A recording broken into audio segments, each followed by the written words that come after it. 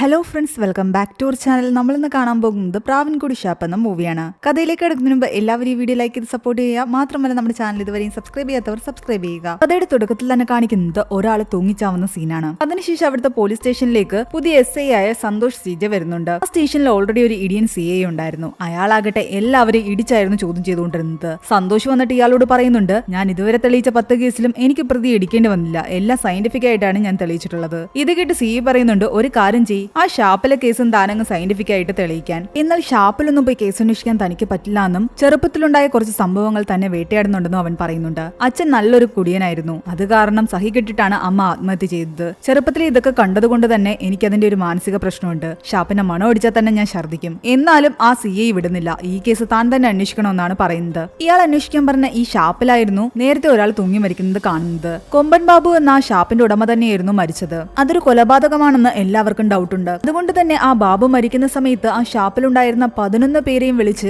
ഈ സന്തോഷ് ചോദ്യം ചെയ്യുന്നു. ആദ്യത്തെ ആളുടെ പേര് സുനി എന്നാണ്. അത്യാവശ്യം കഷണ്ടി തലയൊക്കെയുള്ള അയാളെ കണ്ട ഉടനെ തന്നെ നമ്മുടെ സന്തോഷ് ചോദിക്കുന്നുണ്ട്, നിങ്ങൾ മുൻപ് മിലിറ്ററിയിലായിരുന്നു എന്ന്. ഒരാളെ കാണുമ്പോൾ തന്നെ അയാളെ പറ്റിയുള്ള ഒരുവിധം കാര്യങ്ങളൊക്കെ മനസ്സിലാക്കാനുള്ള കഴിവ് സന്തോഷിനുണ്ടായിരുന്നു. അത് ഇന്ന് സുനി പറയുന്നു, ഇപ്പൊ ഞാൻ കുറച്ച് സ്ഥലക്കച്ചവടമൊക്കെ ആയിട്ട് പോവുകയാണ്. സുനി പ്രഷറിന്റെ ഗുളിക കഴിക്കാറുണ്ടോ എന്ന് സന്തോഷ് ചോദിക്കുന്നു. അതേന്ന് അയാൾ പറയുന്നു. അന്ന് ആ ഷാപ്പില് എന്താണ് നിങ്ങൾ കണ്ടതെന്ന് ചോദിക്കുമ്പോൾ സുനി പറയുന്നുണ്ട്, ഞങ്ങൾ കുറച്ച് പേര് അവിടെ ഇരുന്ന് കള്ളു കുടിക്കുകയായിരുന്നു. കൂട്ടത്തില് വയസ്സായ 2 പേരുണ്ട്, തുപ്പറനും പൈലിയും. ഇവർ 2 പേരും കൂടെ പഴയ എന്തൊക്കെയോ കാര്യങ്ങൾ പറഞ്ഞിട്ട് അങ്ങോട്ടും ഇങ്ങോട്ടും വഴക്കുണ്ടാക്കി തല്ലുണ്ടാക്കി ഇവർ 2 പേരും തറയിൽ പോയി വീഴുന്നു. ആ സമയത്താണ് മുകളിൽ തൂങ്ങിയിടുന്ന ബാബുവിനെ അവർ കാണുന്നത്. അടുത്തതായിട്ട് ആ ഷാപ്പിലുണ്ടായിരുന്ന കുട്ടാപ്പു എന്ന് പറയുന്ന ആളെ വിളിക്കുന്നുണ്ട്. നിനക്ക് 25 വയസ്സ് പ്രായമുണ്ട്, നീ കുറച്ച് കേസിലൊക്കെ പെട്ടിട്ടുണ്ട്, ഇപ്പൊ ഡ്രൈവറാണ്, ഇതൊക്കെ ശരിയല്ലേന്ന് ചോദിക്കുമ്പോ അവൻ ശരിയാണെന്ന് പറയുന്നു. ഇനി വീണ്ടും തലേന്ന് ഷാപ്പിലേക്ക് പോവുകയാണ്. ബാബുവിനെ അവർ താഴെ ഇറക്കിയിട്ട് രക്ഷിക്കാൻ ശ്രമിക്കുന്നുണ്ട്. സുനിയാക്കട്ടെ CPR ഒക്കെ കൊടുക്കുന്നു. എന്നാൽ അയാൾ ഓൾറെഡി മരിച്ചിട്ടുണ്ടായിരുന്നു. വെയിറ്റ് ഒരുപാട് ഉള്ളത് കൊണ്ട് കയർ അഴിച്ചെടുക്കാൻ വളരെ ബുദ്ധിമുട്ടാണെന്ന് കണ്ണൻ പറയുന്നുണ്ട്. ബാബുവിന്റെ കള്ളുഷാപ്പിലെ തന്നെ ജോലിക്കാരനായിരുന്നു കണ്ണൻ. അടുത്തതായിട്ട് ഷാപ്പിലുണ്ടായിരുന്ന സിലോൺ എന്ന് പറയുന്ന ആളെയാണ് ചോദ്യം ചെയ്യുന്നത്. രാമകൃഷ്ണൻ എന്നാണ് അയാളുടെ യഥാർത്ഥ പേര്. കുറെ കാലം സിലോണിലുണ്ടായത് കൊണ്ട് എല്ലാവരും ഇയാളെ സിലോൺ മാമൻ എന്നാണ് വിളിക്കുന്നത്. ബാബുവിനെ പറ്റി ചോദിക്കുമ്പോൾ സിലോൺ പറയുന്നുണ്ട്, കുറച്ച് തെണ്ടിത്തരമൊക്കെ കയ്യിലുണ്ടായിരുന്നെങ്കിലും ആള് കുറച്ച് ഡീസന്റും ആയിരുന്നു. ഭാര്യയൊന്നുമില്ലെങ്കിലും പലയിടത്തും ഇയാൾക്ക് മക്കളുണ്ടെന്നാണ് എല്ലാരും പറയുന്നത്. എല്ലാരും ബാബുവിനെ കൊമ്പൻ ബാബു എന്ന് വിളിക്കുന്നതിന്റെ കാരണം ചോദിക്കുന്നു. കൂട്ടത്തിൽ വരുന്ന ആനയെ നമ്മൾ പേടിക്കാറില്ല, എന്നാൽ ഒറ്റയ്ക്ക് വരുന്ന കൊമ്പനെ നമ്മൾ പേടിക്കും. അതുപോലെ ആയിരുന്നു ബാബു. അയാളെ എല്ലാവർക്കും പേടിയായിരുന്നു. അങ്ങനെയൊന്നും ആർക്കും അയാളെ കീഴ്പ്പെടുത്താൻ സാധിക്കില്ല. താൻ കണ്ട കാര്യങ്ങൾ പറയാൻ വേണ്ടിയിട്ട് സന്തോഷ് അയാളോട് പറയുന്നു. തലേന്നത്തെ സീനിലേക്ക് വീണ്ടും വരുന്നു. ബാബുവിനെ അവിടെ തറയിൽ കിടത്തിയ ശേഷം ഇവരെല്ലാവരും ചുറ്റും നിന്ന്, എന്നാലും ഇയാൾക്ക് ഇത് എന്തിന്റെ കേടായിരുന്നു, വെറുതെ എന്തിനാ ആത്മഹത്യ ചെയ്തതെന്നൊക്കെ സംസാരിക്കുന്നു.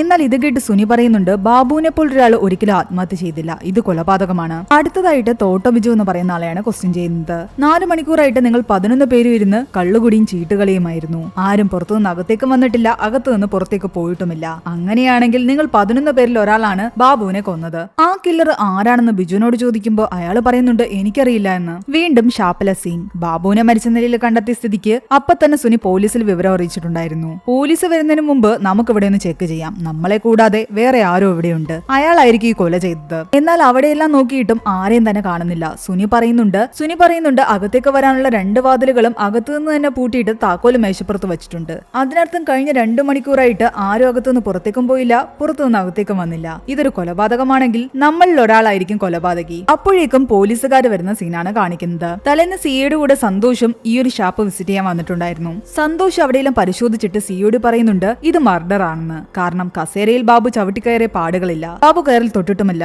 കയറിന്റെ പാട് ബാബുവിന്റെ കയ്യിലില്ല, അയാൾ ചേർത്ത് നിന്നിട്ടുമില്ല. അതിനർത്ഥം അയാൾ പൂർണ്ണമായ മയക്കത്തിലായിരുന്നു. കഴുത്തിലെ കെട്ടിന്റെ പാട് റൈറ്റ് സൈഡിലാണ്, ആരോ പിന്നിൽ നിന്നും കെട്ടിത്തൂക്കിയതാണ്. കെട്ടിത്തൂക്കിയ ആളാകട്ടെ ഒരു ഇടങ്കയനുമാണ്. കഴിഞ്ഞ 4 മണിക്കൂറിനുള്ളിൽ പുറത്തുനിന്ന് ആരും ഇവിടെ അകത്തേക്ക് വന്നിട്ടുണ്ടായിരുന്നെങ്കിൽ മഴ പുറത്ത് പെയ്യുന്നതുകൊണ്ട് തന്നെ ആ സ്റ്റെപ്പിൽ ചെളിയുണ്ടായിരുന്നേനെ. പണം നഷ്ടപ്പെട്ടിട്ടില്ല, അതുകൊണ്ട് മോഷണവുമല്ല. അങ്ങനെ ഓരോ കാര്യങ്ങളും സന്തോഷം പറയുന്നതിന്റെ ഇടയ്ക്കാകട്ടെ അയാൾക്ക് നല്ലപോലെ വോമിറ്റ് ചെയ്യാൻ വരുന്നുണ്ട്. അയാൾ പുറത്തേക്ക് ഓടിപ്പോയി വോമിറ്റ് ചെയ്യുന്നുണ്ട്. വീണ്ടും തലേന്ന് ബാബു മരിക്കുന്നതിന് മുമ്പുള്ള സീനാണ് കാണിക്കുന്നത്. സ്ഥിരമായിട്ട് ഷാപ്പിൽ ഇവർ രാത്രി ചീട്ട് കളിക്കുന്നത് പതിവായിരുന്നു. ഷാപ്പിലുള്ള എല്ലാവരെയും പറഞ്ഞു വിട്ട ശേഷം കണ്ണൻ അകത്ത് നിന്ന് ഷാപ്പ് പൂട്ടും. അങ്ങനെ എല്ലാവരും ചേർന്നിരുന്ന് ഉള്ളിലിരുന്ന് ചീട്ട് കളിക്കും. അതുപോലെ കണ്ണൻ അകത്തു നിന്നും പൂട്ടിയ ശേഷം ചീട്ട് കളിക്കാൻ ആരംഭിക്കുകയായിരുന്നു. ആ സമയത്ത് ബാബു ആകട്ടെ അയാളുടെ ചെയറിലിരുന്ന് കള്ളു കുടിക്കുന്നുമുണ്ട്. അവിടെ നിന്നും കഥ വീണ്ടും കുറച്ച് ബാക്കിലേക്ക് പോവുകയാണ്. കണ്ണന്റെ ഭാര്യ മെറിന്റെ ആകട്ടെ കള്ള് ഷാപ്പിലേക്ക് വരുന്നു. അവള് ഷാപ്പിനുള്ളിലേക്ക് കയറിപ്പോകുന്ന സമയത്ത് കണ്ണനും സിലോണും പുറത്തു നിൽക്കുകയായിരുന്നു. ഷാപ്പിനകത്ത് ബാബു ഉണ്ട്. അത് കണ്ടിട്ട് കണ്ണന് ദേഷ്യം വരുന്നുണ്ട്. അതൊന്നും കാര്യമാക്കണ്ടെന്ന് സിലോൺ പറഞ്ഞെങ്കിലും കണ്ണൻ ദേഷ്യത്തോടെ ഉള്ളിലേക്ക് കയറി ചെല്ലുന്നു. എന്നാൽ അവൻ പോയി നോക്കുമ്പോ മെറിന്റെ അവിടെയും കാണുന്നില്ല. അവൾ ആ പാടത്തുകൂടെ ഓടി വീട്ടിലേക്ക് വീട്ടിലേക്ക് പോകുന്നതാണ് കാണുന്നത്. മെറിന്റെയും ബാബുവും തമ്മിൽ എന്തോ ബന്ധമുണ്ടെന്ന് എപ്പോഴും കണ്ണന് ഡൗട്ട് ഉണ്ടായിരുന്നു. അടുത്തതായിട്ട് മെറിന്റെയാണ് സന്തോഷ് ചോദ്യം ചെയ്യുന്നത്. മെറിന്റെയുടെയും കണ്ണന്റെയും വിവാഹം കഴിഞ്ഞിട്ട് 10 വർഷമായി. അവർക്ക് കുട്ടികളില്ല. ഒരു തവണ അബോർഷൻ ആയതാണ്. ആ നാട്ടിലെ ഒരുവിധപ്പെട്ട എല്ലാവർക്കും മെറിന്റെയോട് ഒരു ക്രഷ് ഉണ്ടായിരുന്നു. കണ്ണൻ നിങ്ങളെ തല്ലാറുണ്ടോ എന്ന് സന്തോഷ് ചോദിക്കുന്നു. അവൾ ഒന്നും മിണ്ടുന്നില്ല. പരാതി ഉണ്ടെങ്കിൽ ഇപ്പൊ പറഞ്ഞാൽ ഞാൻ കേസെടുക്കാമെന്ന് സന്തോഷ് പറയുന്നു. സീൻ വീണ്ടും ബാക്കിലേക്ക് പോവുകയാണ്. ഒരു ദിവസം കണ്ണൻ നോക്കുമ്പോഴാകട്ടെ ബാബു മെറിന്റെ കാണാൻ വേണ്ടിയിട്ട് തന്റെ വീട്ടിലേക്ക് പോയിരിക്കുന്നതാണ് കാണുന്നത്. ഷാപ്പിന്റെ അടുത്ത് തന്നെയായിരുന്നു അവരുടെ വീട്. ഷാപ്പിൽ നിന്ന് നോക്കിക്കഴിഞ്ഞാൽ ബാബു തന്റെ വീട്ടിൽ നിൽക്കുന്നത് കണ്ണനെ കാണാം. കണ്ണൻ ദേഷ്യത്തോട് പോയി മെറിന്റെ അടിക്കാൻ ചെല്ലുമ്പോഴാകട്ടെ ബാബു അവനെ പിടിക്കുന്നുണ്ട്. ഞാൻ കാശിന്റെ കാര്യത്തിന് വന്നതാണെന്നും നീ വെറുതെ തെറ്റിദ്ധരിക്കേണ്ടെന്നും പറയുന്നു. എന്റെ കൂടെ നിന്നിട്ട് നീ എന്നെ ചതിക്കുകയായിരുന്നല്ലേ എന്ന് പറഞ്ഞിട്ട് അവളോട് വഴക്കിടുന്നുണ്ട്. എന്നാൽ ബാബുവിന്റെ ഒരു കൈക്കുണ്ടായിരുന്നില്ല കണ്ണനെ അയാൾ പിടിച്ച് തള്ളുന്നു. അവനാകട്ടെ ഒരുപാട് വിഷമത്തോടു കൂടി കരഞ്ഞുകൊണ്ട് നേരെ തിരിച്ച് ഷാപ്പിലേക്ക് പോകുന്നു. സന്തോഷ് കണ്ണനെ ചോദ്യം ചെയ്യാൻ വിളിക്കുന്നു. താൻ മെറിന്റെ അടിക്കാറുണ്ടോ എന്ന് ചോദിക്കുന്നുണ്ട്. അവരുടെ ദേഹത്തൊക്കെ ചില പാടുകൾ ഞാൻ കണ്ടല്ലോ. അത് അവള് പാടത്തോടി ഓടിയപ്പോൾ വീണതാണെന്നും ഒരു പട്ടി ഓടിച്ചതാണെന്നുമാണ് കണ്ണൻ പറയുന്നത്. ഞാനല്ലാതെ അവളെ അടിക്കാറൊന്നുമില്ല. ബാബുവിനെ മെറിന്റെ അന്ന് ഒരുമിച്ച് കണ്ട് വഴക്കുണ്ടായ ശേഷം കണ്ണനും മെറിന്റെ ഒരുമിച്ചല്ല താമസം. അവർ രണ്ടുപേരും രണ്ടിടത്തായിരുന്നു. ബാബു ഒരു പെണ്ണുപിടിയനാണെന്ന് കണ്ണൻ പറയുന്നുണ്ട്. ഷാപ്പിൽ കറി വെക്കാൻ വരുന്ന കല്യാണി ചേച്ചി ഇല്ലേ, അവരുമായിട്ടും ബാബുവിന് ബന്ധമുണ്ട്. ഈ കല്യാണി ചേച്ചി സിലോൺ മാമന്റെ വൈഫാണ്. സിലോൺ മാമൻ ഇതൊക്കെ അറിയാം. പക്ഷെ പുള്ളിക്കതൊന്നും അത്ര പ്രശ്നമല്ല. ഇങ്ങരുടെ സ്വഭാവത്തെ പറ്റിയിട്ട് നീ മെറിന്റെയോട് പറഞ്ഞിട്ടില്ലെന്ന് ചോദിക്കുമ്പോൾ ബാബുവിനെ പറ്റി ഞാൻ പലതവണ അവളോട് പറഞ്ഞതാ, പക്ഷെ അവൾ അതൊന്നും വിശ്വസിക്കുന്നില്ല. ബാബുവിനെ തൂക്കാൻ ഉപയോഗിച്ച ഈ കയറ് നീയല്ലേ വാങ്ങിയതെന്ന് സന്തോഷ് ചോദിച്ചപ്പോൾ കണ്ണൻ പറയുന്നുണ്ട് താനല്ല വാങ്ങിയതെന്ന്. നീ എങ്ങനെയാണ് ആ വീട് വാങ്ങിച്ചതെന്ന് ചോദിക്കുമ്പോൾ അത് ഞാൻ കുറെ എടുത്ത് വാങ്ങിയതാണെന്ന് അവൻ പറയുന്നു. ഞാൻ എന്ത് ജോലിയും ചെയ്യും. കണ്ണൻ ഒരു ഹാൻഡിക്കാപ്ഡ് ആണ്. അവന്റെ കാലിന് കുറച്ച് പ്രശ്നം ഉണ്ടായിരുന്നു. ഈ വയ്യാത്ത കാലം വെച്ചിട്ട് താൻ ചെയ്യാത്ത ജോലികൾ ഒന്നും തന്നെ ഇല്ല എന്ന് കണ്ണൻ പറയുന്നു. അവൻ മുൻപൊരു മജീഷ്യൻ കൂടിയായിരുന്നു. നല്ലപോലെ മാജിക് ഒക്കെ ചെയ്യാൻ അവൻ അറിയാം. എന്നെ പോലെ ഒരുത്തനെ സുന്ദരിയായ മെറിന്റെനെ എങ്ങനെ കിട്ടിയെന്ന് ചോദിക്കുമ്പോൾ കണ്ണൻ പറയുന്നുണ്ട് എന്നെ കാണാനൊന്നും കൊള്ളില്ല, പക്ഷെ പ്രേമത്തിന് കണ്ണും മൂക്കും ഇല്ലാന്നല്ലേ. പിന്നീട് മെറിന്റെയാണ് അയാൾ ചോദ്യം ചെയ്യുന്നത്. കണ്ണനെ പറ്റി ചോദിക്കുന്നുണ്ട്. കുറെ നാള് കണ്ണായിട്ട് എന്റെ പുറകെ നടന്നപ്പോൾ ഞാൻ പിന്നെ ഓക്കെ പറഞ്ഞതാണെന്ന് അവള് പറയുന്നു. കണ്ണൻ ആൾ എങ്ങനെയായിരുന്നു എന്ന് ചോദിച്ചപ്പോൾ അവള് പറയുന്നുണ്ട് ആദ്യമൊന്നും കുഴപ്പമില്ലായിരുന്നു, പിന്നെ പിന്നെ കണ്ണന് ഒരു സംശയരോഗം പോലെയായി. അവളുടെ ഫോൺ ചെക്ക് ചെയ്യും. വീടിന്റെ അടുത്തുകൂടി ആര് പോയാലും അവരെ ഒരു സംശയത്തിന്റെ കണ്ണുകൊണ്ടാണ് നോക്കിക്കൊണ്ടിരുന്നത്. മെറിന്റെയോട് പലരും ബന്ധം പുലർത്താൻ ആഗ്രഹിക്കുന്ന കാര്യം അവനറിയാം. അതുകൊണ്ട് അങ്ങനെ ആരെങ്കിലും മെറിന്റെ നോട്ടമിടുന്നുണ്ടോ എന്ന് കണ്ണൻ ഇടയ്ക്കിടയ്ക്ക് ചെക്ക് ചെയ്യുന്നുണ്ടായിരുന്നു. അങ്ങനെ 10 വർഷം കാത്തിരുന്ന് അവൾ പ്രഗ്നന്റ് ആകുന്നു. അതോടുകൂടി കണ്ണന്റെ സ്നേഹം കൂടി. അവർ ആ കുഞ്ഞിന് വേണ്ടിയിട്ട് കാത്തിരിക്കുകയായിരുന്നു. പക്ഷെ അതിനിടയ്ക്ക് ഇവൾക്ക് അബോർഷനായി. പിന്നെ തൊട്ടെന്നും കള്ളുകുടിച്ച് നാട്ടുകാർ ഇവളെ കുറിച്ച് പറയുന്ന കാര്യങ്ങളെല്ലാം വിശ്വസിച്ച് ഇവളുമായിട്ട് വഴക്കുണ്ടാക്കും. അപ്പൊ കണ്ണനും നിങ്ങളും തമ്മിലുള്ള പ്രശ്നം കാരണമാണ് നിങ്ങൾ ബാബുവായിട്ട് അടുത്തതല്ലേ. മെറിന്റെ ചോദിക്കുന്നുണ്ട് അടുത്തെന്ന് വെച്ച് കഴിഞ്ഞാൽ സാർ എന്താ ഉദ്ദേശിക്കുന്നതെന്ന്. അയാളുമായിട്ടൊരു കണക്ഷൻ നിങ്ങൾക്ക് ഇല്ലേന്ന് ചോദിക്കുമ്പോൾ അവള് പറയുന്നുണ്ട് അങ്ങനെയൊന്നും ഉണ്ടായിട്ടില്ല എന്ന്. നാട്ടുകാർ വെറുതെ പറയുന്നത് അതൊക്കെ. എന്നാൽ ആ സിലോൺ മാമൻ പറയുന്നുണ്ട് മെറിന്റെയുടെ പണി ഇതൊക്കെ തന്നെയാണ്. അവളുടെ വയറ്റിലെ ആ കുച്ച് കണ്ണന്റേതൊന്നും തന്നെയല്ല. കണ്ണന്റെ തല്ലുകൊണ്ടിട്ട് അവളുടെ ഗർഭം അലസി പോയതെന്നാണ് എല്ലാരും പറയുന്നത്.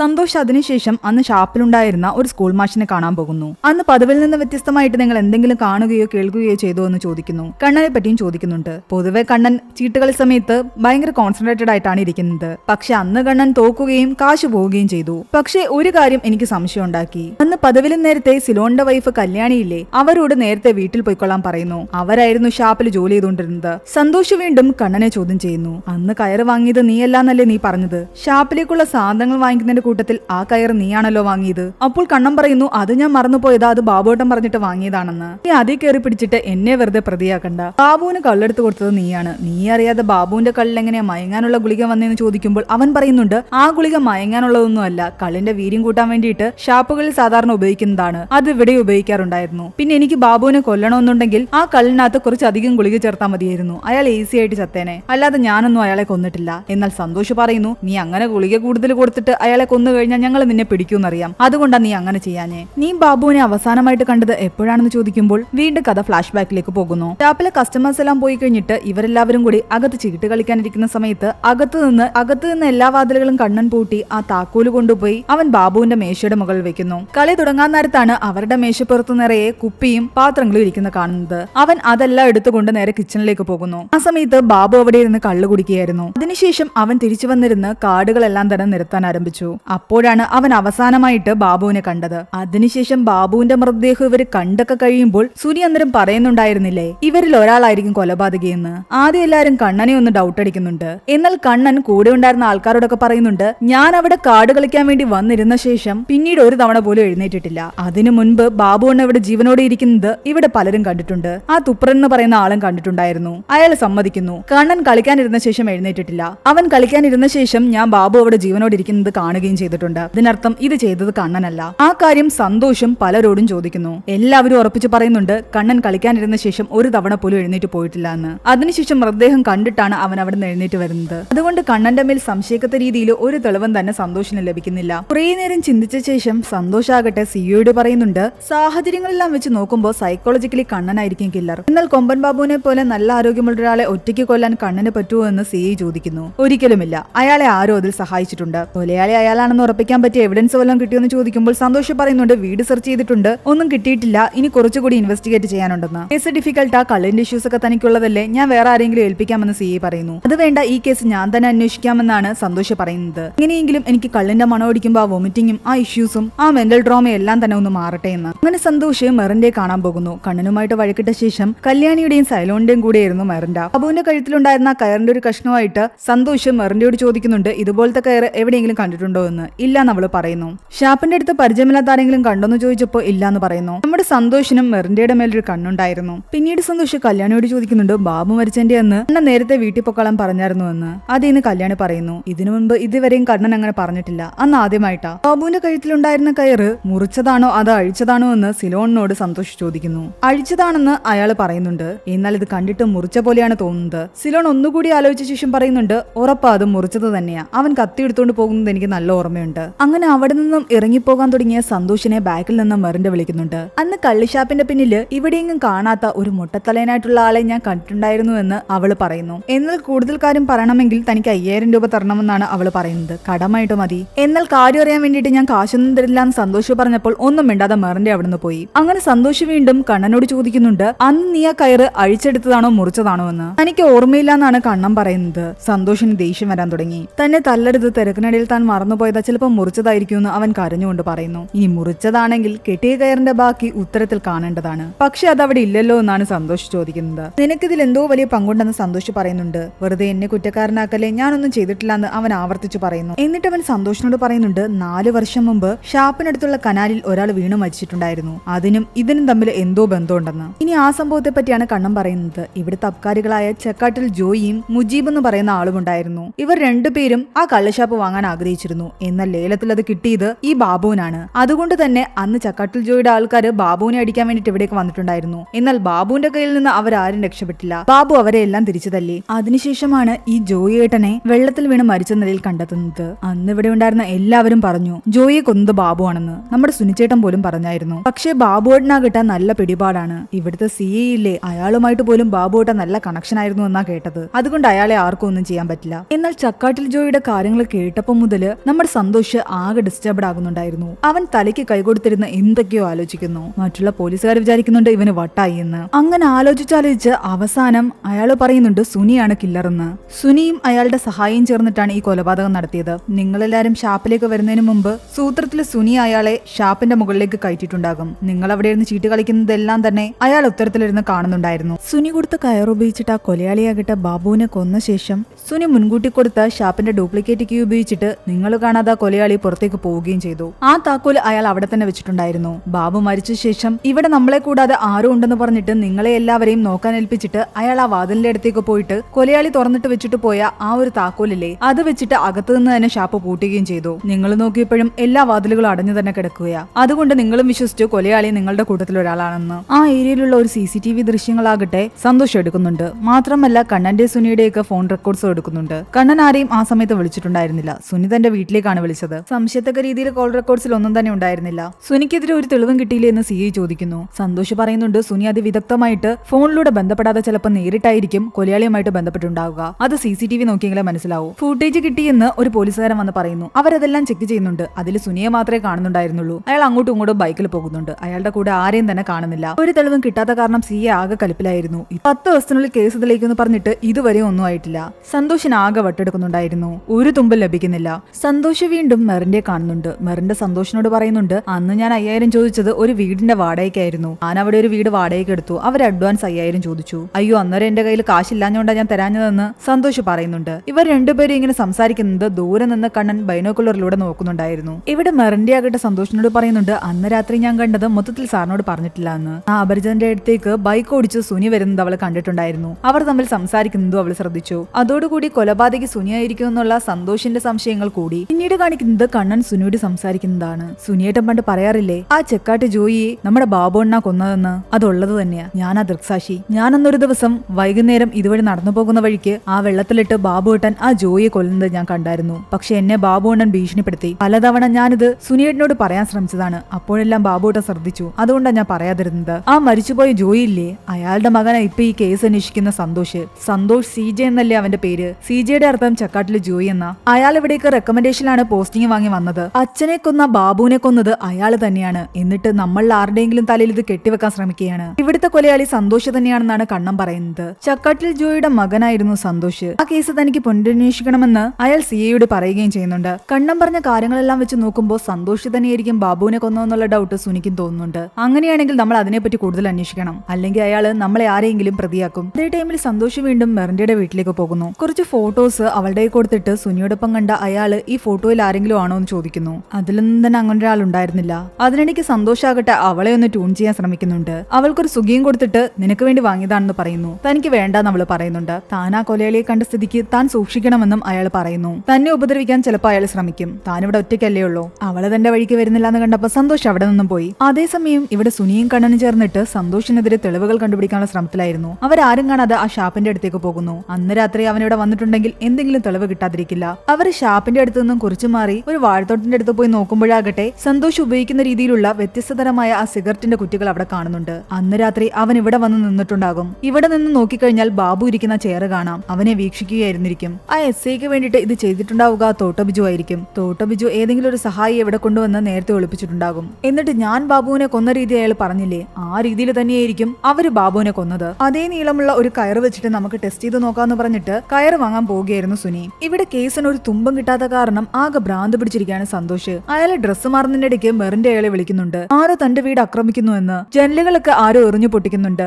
ഇത് കിട്ടി ടെൻഷനായ സന്തോഷ് പറയുന്നുണ്ട്, കഥകളെല്ലാം നന്നായിട്ട് അടിച്ചിരുന്നു, ഞാൻ ഇപ്പൊ തന്നെ അവിടേക്ക് വരാമെന്ന്. അവള് ഫോണിൽ തന്നെ ഉണ്ടായിരുന്നു. അയാൾ പാന്റ് പോലും ഇടാതെ വണ്ടി ഓടിച്ച് അവളുടെ വീട്ടിലേക്ക് പോകുന്നു. ആരോ അവളുടെ വീടിന്റെ ഭിത്തിയില് കത്തി കൊണ്ട് വെട്ടുന്നുണ്ടായിരുന്നു. ആ സൗണ്ട് കേട്ട് അവൾ ആകെ പേടിച്ചിരിക്കുകയാണ്. കഥകിന്റെ മുകളിലെല്ലാം തന്നെ വെട്ടിപ്പൊളിച്ചിട്ടുണ്ട്. അതേസമയം തന്നെ മറ്റൊരിടത്ത് വണ്ടി ഓടിച്ചു പോകുന്ന സുനിയുടെ മുന്നിലേക്ക് നമ്മുടെ കണ്ണൻ വന്ന് ചാടുന്നു. അവന്റെ കൈയെല്ലാം തന്നെ മുറിഞ്ഞിട്ടുണ്ടായിരുന്നു. എന്താടാ എന്ത് പറ്റിയെന്ന് ചോദിക്കുമ്പോൾ താൻ സ്കൂട്ടറിൽ പോകുന്ന സമയത്ത് ഒരു സ്കൂൾ ബസ് തന്നെ ഫോളോ ചെയ്തു വന്നുവെന്നും തന്നെ ഇടിച്ചിടാൻ ശ്രമിച്ചുവെന്നുമാണ് കണ്ണൻ പറയുന്നത്. അതിൽ നിന്ന് രക്ഷപ്പെടാൻ ശ്രമിക്കുന്നതിനിടയിലാണ് അവന്റെ സ്കൂട്ടർ അവിടെ വെള്ളത്തിലേക്ക് വീണതും അവന്റെ കൈയെല്ലാം തന്നെ മുറിഞ്ഞതും. തന്നെ ആരോ കൊല്ലാൻ ശ്രമിക്കുന്നുണ്ടെന്ന് കണ്ണനും പറയുന്നു. സുനിയാകട്ടെ ഒരു കത്തിയെടുത്ത് കണ്ണന്റെ കയ്യിൽ കൊടുത്തിട്ട് പറയുന്നുണ്ട്, ഇനി നിന്നെ ആരെങ്കിലും ആക്രമിക്കാൻ വന്നു കഴിഞ്ഞാൽ ഈ കത്തിയെടുത്ത് നീ അയാളെ കുത്തിയേക്കാൻ. സന്തോഷം മെറിൻഡയുടെ വീട്ടിലെത്തിയപ്പോഴേക്കും അവൾ ആകെ പേടിച്ചു വരച്ചിരിക്കുകയായിരുന്നു. കഥകളൊക്കെ വെട്ടിപ്പൊളിച്ചേക്കുന്ന കണ്ടിട്ട് അവൻ പറയുന്നുണ്ട് അയാൾക്ക് ഏകദേശം 6 അടിയെങ്കിലും ഉയരമുണ്ടെന്ന്. മിലിറ്ററി ബൂട്ട്സ് ഇട്ടാണ് വന്നിരിക്കുന്നത്. അതിന്റെ പാടുകളൊക്കെ അവിടെ ഉണ്ടായിരുന്നു. എന്നാൽ അയാൾ മുഖംമൂടി വെച്ചിട്ടുണ്ടായിരുന്നു എന്ന് മെറിൻഡ പറയുന്നു. അയാൾ അവിടെ നിന്ന് നോക്കുന്ന താൻ കണ്ടു എന്ന് അവള് പറയുന്നു. അവിടെ നിന്നാണ് കറക്റ്റായിട്ട് കല്ലെറിഞ്ഞിരിക്കുന്നത്. അതുകൊണ്ട് അവിടേക്ക് പോയി സന്തോഷം നോക്കുമ്പോഴാകട്ടെ ഒരു ഗുളികയുടെ കവർ കിട്ടുന്നുണ്ട്. അത് നമ്മുടെ സുനി കഴിക്കുന്ന ഗുളികയാണെന്ന് പെട്ടെന്ന് സന്തോഷിന് ഓർമ്മ വരുന്നു. അതുകൊണ്ട് ഇതിന്റെ പിന്നിലും ആ സുനി തന്നെയാണ്. ബാബുവിനെ കൊല്ലാൻ വന്ന സുനിയുടെ പാർട്ട്ണറിനെ കണ്ട ഏക വിറ്റ്നസ് താനാണ്. അതുകൊണ്ടാണ് അയാൾ തന്നെ കൊല്ലാൻ വന്നത്. താൻ എന്തായാലും അകത്ത് കിടന്നോ, ഇവിടെ ഞാൻ ഉണ്ടാവും എന്ന് പറഞ്ഞിട്ട് അവളെ അകത്ത് കിടക്കാൻ വിട്ടിട്ട് അയാൾ പുറത്ത് തന്നെ കാവലിരിക്കുന്നു. അതേസമയം ഇവിടെ കയറ് വാങ്ങിച്ചുകൊണ്ട് വന്നിട്ട് സുനിയാകട്ടെ ബാബുവിന്റെ അത്രയും വെയിറ്റുള്ള ചാക്കുകെട്ടുകൾ എടുക്കുന്നുണ്ട്. അത് വെച്ചിട്ട് അവരവിടെ വെച്ച് ബാബുവിനെ കൊന്ന പോലെ തന്നെ ചാക്കുകെട്ടുകൾ മുകളിലേക്ക് ഉയർത്താൻ ശ്രമിക്കുന്നു. എന്നാൽ അകത്തുനിന്ന് അവർക്ക് പറ്റുന്നുണ്ടായിരുന്നില്ല. ഇവിടെ നിന്നായിരിക്കില്ല കയറ് വലിച്ചിട്ടുണ്ടാവുക എന്ന് സുനി പറയുന്നുണ്ട്. സുനി ആ കയറാകട്ടെ മേൽക്കൂരയ്ക്ക് മുകളിലൂടെ പുറത്തേക്ക് ഇടുന്നു. അവിടെ നിന്ന് വലിക്കുമ്പോൾ കറക്റ്റ് ആയിട്ട് ആ ചാക്കുകെട്ടുകൾ പൊങ്ങുന്നുണ്ട്. അതിനർത്ഥം പുറത്തു നിന്നുകൊണ്ടാണ് വലിച്ചിരിക്കുന്നത്. അയാൾ അതും പറഞ്ഞുകൊണ്ട് സിഗരറ്റ് കത്തിച്ച ശേഷം അത് വലിച്ചിട്ട് ദൂരേക്ക് എറിയുന്നുണ്ട്. പിന്നീട് കാണിക്കുന്നത് മെറിൻഡയുടെ വീട്ടിലിരിക്കുന്ന സന്തോഷിന് ഒരു കോള് വരുന്നതാണ്. ഷാപ്പിന്റെ അടുത്ത് ഒരു കൊലപാതകവും കൂടെ നടന്നു എന്ന് പറഞ്ഞിട്ട് ആകെ ടെൻഷനായിട്ട് സന്തോഷ് അവിടേക്ക് ഓടിച്ചെല്ലുന്നു. ആ ഷാപ്പിൽ നിന്ന് കത്തുന്നതാണ് സന്തോഷ് കാണുന്നത്. ആൾക്കാരെല്ലാം തീ കെടുത്താൻ ശ്രമിക്കുന്നുണ്ട്. ആരോ മരിച്ചു കിടക്കുന്നു എന്ന് പറഞ്ഞില്ലേ, അതിനു ചുറ്റും ആൾക്കാർ കൂടിയിട്ടുണ്ടായിരുന്നു. സന്തോഷ് അവിടേക്ക് പോയി നോക്കുന്ന സമയത്ത് തന്നെ വീണ്ടും ഫ്ലാഷ് ബാക്ക് ആണ് കാണിക്കുന്നത്. ബാബുവിന്റെ കഴുത്തിൽ കയറിട്ടിട്ട് ആരോ പുറത്തു നിന്നാണ് വലിച്ചിരിക്കുന്നതെന്ന് സുനിക്ക് മനസ്സിലായല്ലോ. അതുകൊണ്ട് ഒരാൾ അകത്തും ഒരാൾ പുറത്തുമാണ്. അകത്തുള്ള ആളാണ് ബാബുവിന്റെ കഴുത്തില് കയറിട്ടത്. അങ്ങനെയാണെങ്കിൽ പുറത്താ SI സന്തോഷും അകത്താ തോട്ട ബിജു ആയിരിക്കും. എന്നാൽ എല്ലാം കേട്ടിട്ട് സുനി പറയുന്നുണ്ട്, നീയല്ല കൊലയാളിയെന്ന് എനിക്ക് ഉറപ്പാ. അയാൾ നിന്നെ വെറുതെ സംശയിച്ചതാ. പക്ഷെ നമ്മൾ രണ്ടുപേരും അന്വേഷിച്ചുകൊണ്ടിരിക്കുന്ന ആള് SI സന്തോഷമല്ല, വേറെ ആരാണെന്ന് കണ്ണൻ ചോദിക്കുമ്പോ അയാൾ പറയുന്നുണ്ട് അത് വേറെ ആരുമല്ല മെറിന്റെ ആണെന്ന്. മെറിന്റെ എങ്ങനെയാ കൊലയാളിയാവുന്നെന്ന് ചോദിക്കുമ്പോൾ അയാൾ അവനോടൊരു കാര്യം പറയുന്നു. നീ നിന്റെ മാജിക്കിലെ വാനിഷിംഗ് ബ്യൂട്ടി എന്ന് പറയുന്ന സാധനത്തെ പറ്റി ഓർക്കുന്നുണ്ടോ? ചെയറിലേക്ക് ഇരിക്കുന്ന പെൺകുട്ടിയാകട്ടെ ഒരു നിമിഷം കൊണ്ട് മറഞ്ഞു പോകും. പക്ഷേ അവിടെ യഥാർത്ഥത്തിൽ മാജിക്ക് കാണിക്കുന്നത് മജീഷ്യൻ അല്ല, ആ പെൺകുട്ടിയാണ്. അവളാണ് ചെയറിനുള്ളിൽ നിന്നും മാഞ്ഞു പോകുന്നത്. അതുപോലെ തന്നെയാണ് ഇവിടുത്തെ കൊലയാളി കൊലയാളി മെറിന്റെയാണ്. വാനിഷിംഗ് ബ്യൂട്ടിയിലെ പെൺകുട്ടി ആരും കാണാതെ കസേരയ്ക്കുള്ളിലേക്ക് ഒളിച്ചിരിക്കും. അതുപോലെ തന്നെ ഇവിടുത്തെ കൊലയാളി മെറിൻഡ ആരും കാണാതെയാണ് ഈ കൊലപാതകം നടത്തിയിരിക്കുന്നത്. ചിരിച്ചുകൊണ്ട് സുനി ഒരു കാര്യം കൂടി പറയുന്നുണ്ട്. ഇതിനകത്ത് മറ്റൊരു സത്യം കൂടിയുണ്ട്. ചെയ്തത് അവളാണെങ്കിലും അതിന്റെ പ്ലാനിങ് അവളുടേതല്ല, അത് മജീഷ്യന്റേത് തന്നെയാ. അതായത് നിന്റെ പ്ലാനിങ് ആണ് ബാബുവിനെ കൊല്ലുക എന്നത്. സുനി തന്റെ കള്ളത്തരം പിടിച്ചു എന്ന് കണ്ണന് മനസ്സിലായി. അയാൾ പറഞ്ഞ പോലെ തന്നെ കണ്ണനും മെറിന്റെയും ചേർന്നിട്ട് തന്നെയായിരുന്നു ബാബുവിനെ കൊന്നത്.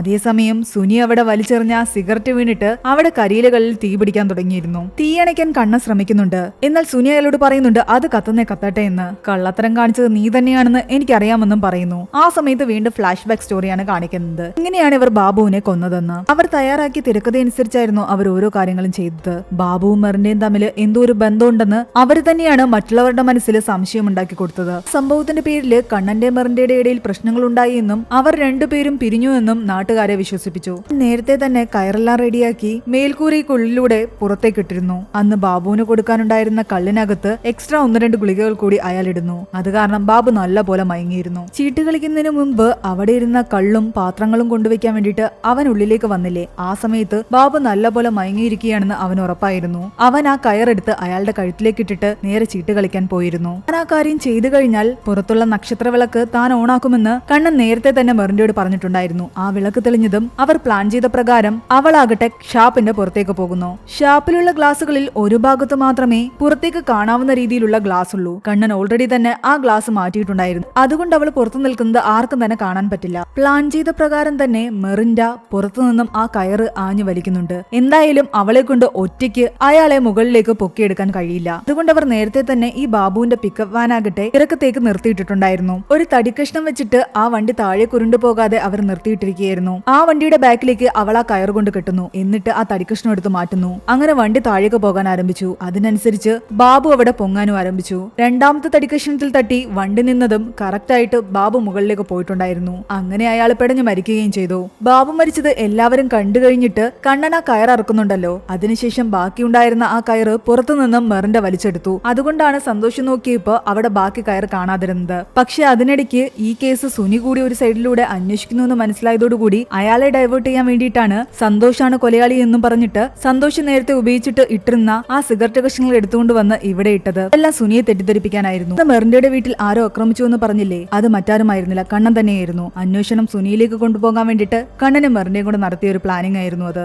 എന്നാൽ എല്ലാ സത്യങ്ങളും സുനി മനസ്സിലാക്കി. അതിന്റെ പേരിൽ സുനിയും കണ്ണനും അവിടെ കിടന്ന് അടിയിടി കൂടുന്നതിന്റെ ഇടയ്ക്ക് കണ്ണന്റെ കയ്യിലുണ്ടായിരുന്ന ആ കത്തിയാകട്ടെ സുനിയുടെ വയറ്റിലേക്ക് കുത്തിക്കയറുന്നു. നേരത്തെ കണ്ണന് സുനി കൊടുത്ത അതേ കത്തി തന്നെയായിരുന്നു അത്. തനിക്ക് അറിയാതെ പറ്റിയതാണെന്നും ഞാൻ വേണമെന്ന് വെച്ച് ഒന്നും ചെയ്തിട്ടില്ല എന്ന് പറഞ്ഞിട്ട് കണ്ണൻ അയാളുടെ പുറകെ പോകുന്നുണ്ട്. എന്നാൽ സുനി പറയുന്നുണ്ട് എന്റെ ലിവറിനാണ് കുത്തുകൊണ്ടത്, ഞാൻ ഇപ്പൊ തന്നെ മരിക്കുമെന്ന്. സമയം ബാക്കി നിൽക്കുന്ന ഒരു ചോദ്യമുണ്ട്, ഇവരെന്തിനാണ് ബാബുവിനെ കൊന്നതെന്ന്. ഇനി ആ സീനാണ് കാണിക്കുന്നത്. അന്ന് ജോയിയെ വെള്ളത്തിലിട്ട് മുക്കിക്കൊന്നത് ബാബു ആയിരുന്നല്ലോ. അതിന്റെ ദൃക്സാക്ഷിയാകട്ടെ നമ്മുടെ കണ്ണനും. ആരോടും പറയരുതെന്ന് കണ്ണനോട് അയാൾ ഭീഷണിപ്പെടുത്തിയിട്ടുണ്ടായിരുന്നു. എന്നാൽ ഒരു ദിവസം സുനിയോടത് പറയാൻ കണ്ണൻ ശ്രമിക്കുന്നത് ബാബു കണ്ടു. അതിനുശേഷം അന്ന് രാത്രിയാകട്ടെ കണ്ണന്റെ വീട്ടിൽ പോയി അയാളാകട്ടെ കണ്ണനെ ഭീഷണിപ്പെടുത്തുകയും അടിക്കുകയും ചെയ്യുന്നുണ്ട്. അത് തടയാൻ വന്ന മെറിൻഡയുടെ വയറ്റിലേക്ക് അയാൾ ആഞ്ഞു ചവിട്ടുകയും ചെയ്യുന്നു. 10 വർഷങ്ങൾക്ക് ശേഷം അവൾ ഗർഭിണിയായിരുന്ന സമയമായിരുന്നു അത്. അതൊന്നും ബാബുവിന് അറിയില്ലായിരുന്നു. അങ്ങനെയാണ് അവളുടെ ഗർഭം അലസിപ്പോകുന്നത്. അതിനുശേഷമാണ് ബാബു കാര്യങ്ങൾ അറിയുന്നത്. ചെയ്ത തെറ്റിന്റെ പേരിൽ നിന്റെ അടുത്ത് മാപ്പ് പറയാനോ കരഞ്ഞ് കാലു പിടിക്കാനോ ഒന്നും എന്നെ കിട്ടില്ല എന്നും വേണമെങ്കിൽ നീ എന്നോട് പകരം ചോദിച്ചോളാനും അയാൾ കണ്ണനെ വെല്ലുവിളിക്കുന്നു.